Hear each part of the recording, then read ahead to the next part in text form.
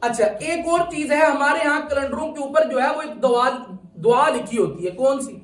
وَبِصَوْمِ غَدٍ نَوَيْتُ مِنْ شَهْرِ رمضان۔ اچھا بات جو ہے وہ توجہ کے ساتھ سن لیجیے، ہو سکتا ہے پہلی مرتبہ سنیں کہ یہ جو دعا ہے یہ حدیث پاک سے ثابت نہیں ہے، یہ دعا حدیث پاک سے ثابت نہیں ہے۔ اب رہا یہ سوال کہ کیا اگر یہ حدیث پاک سے ثابت نہیں ہے تو پھر اس کو پڑھنا گناہ ہے؟ ایسی بات بھی نہیں ہے۔ ہاں اگر گناہ اس کو اس وقت ہوگا کہ جب کوئی بندہ اس دعا کو پڑھے گا اس نیت کے ساتھ کہ یہ دعا حضور صلی اللہ علیہ وسلم سے کیا ہے؟ ثابت ہے، تو پھر اس کو پڑھنے کے کیا ہوگا؟ گناہ ہوگا۔ لیکن اگر اس کو سنت سمجھتے ہوئے نہیں پڑھتا بلکہ کس لیے پڑھتا ہے؟ نیت کی جگہ پر پڑھ رہے، تو اس میں کوئی حرج والی بات نہیں۔ اچھا جب افطار کرنا روزہ تو کون سی دعا پڑھتے ہیں ہم؟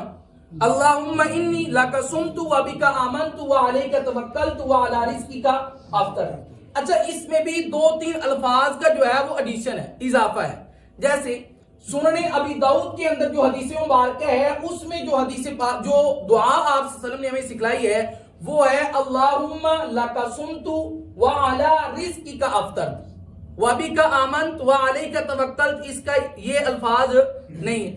یہاں پر بھی وہی سوال ہوگا کہ اگر نہیں ہے تو پھر پڑھنا گناہ ہے، تو یہاں پر بھی وہی جواب ہے کہ اگر سنت سمجھتے ہوئے پڑھتا ہے تو پھر اجازت نہیں ہے، اگر سنت سمجھے بغیر پڑھتا ہے کیونکہ ان الفاظ کے معنی میں کوئی خرابی نہیں ہے، معنی صحیح ہے، ترجمہ صحیح ہے، تو اس کے پڑھنے کے اندر کوئی حرج نہیں ہے۔ لیکن میں پھر بھی اپنے طور پر آپ احباب سے گزارش کرتا ہوں کہ ان الفاظ کو نہ پڑھا جائے، یہ کیا ہے؟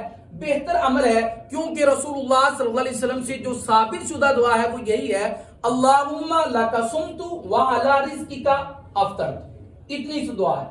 اور اس کے بعد یہ کب پڑھنی ہوتی ہے؟ روزہ افطار کرنے سے پہلے۔ ایک دعا ہے جو رسول اللہ صلی اللہ علیہ وسلم سے ثابت ہے، جو سنن ابی داؤد کے اندر کی حدیث مبارکہ ہے کہ آپ صلی اللہ علیہ وسلم جب روزہ افطار کر لیتے تو روزہ افطار کرنے کے بعد بھی دعا پڑھا کرتے تھے، کون سی؟ ذهب الظمأ وابتلت العروق، آگے وثبت الاجر انشاء اللہ۔ بڑی کمال کی دعا ہے کہ ایک آدمی جو ہے وہ روزہ کھولتے وقت چاہے وہ پیاس کی شدت، گرمی کی شدت ہو یا نہ ہو، سب سے پہل کیا کرتا ہے؟ کوشش کرتا ہے پانی پی لوں۔ کیا پی لوں؟ پانی پی لو۔ جب بندہ پانی پیتا ہے، کھجور کھاتا ہے، اس کو راحت آتی ہے، سکون ملتا ہے، اطمینان ہوتا ہے، سارا دن بھوکا پیاسا تھا۔ تو فرمایا ذهب الظمأ، میرے پاک پیغمبر نے فرمایا پیاس کیا جاتی رہی، ذهب الظمأ، پیاس جاتی رہی، اور وابتلت العروق، پیاس جاتی رہی اور جو ناڑیں تھی وہ کیا ہو گئیں؟ تار ہو گئیں۔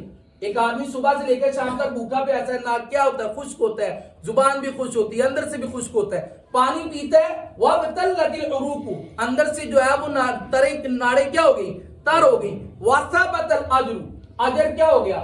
ثابت ہو گیا، انشاءاللہ۔ کیسے؟ اگر اللہ نے چاہا تو اللہ ہمیں اس عمل پر کیا عطا فرمائے گا؟ اجر عطا فرمائے گا۔ اس لیے ایک تو نیت کرنا ضروری ہے، اور وہ نیت دل سے ارادے کا نام ہے، زبان سے اگر کوئی کرنا چاہتا ہے اس میں کوئی حرج والی بات نہیں۔ وَبِصَوْمِ غَدٍ نَوَيْتُ، یہ دعا پڑھنے میں کوئی حرج نہیں ہے اس صورت میں جب اگر اس دعا کو کوئی سنت نہیں سمجھتا۔ اللہم لک صمت وعلی رزقک افطرت، یہ دعا وہ ہے جو حدیث پاک سے کیا ہے؟ ثابت ہے۔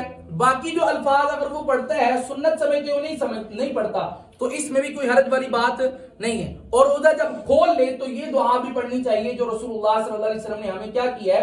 تعلیم فرمائی ہے۔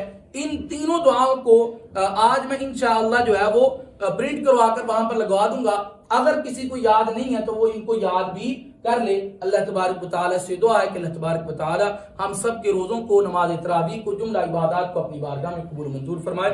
وآخر دعوانا الحمدللہ رب العالمین۔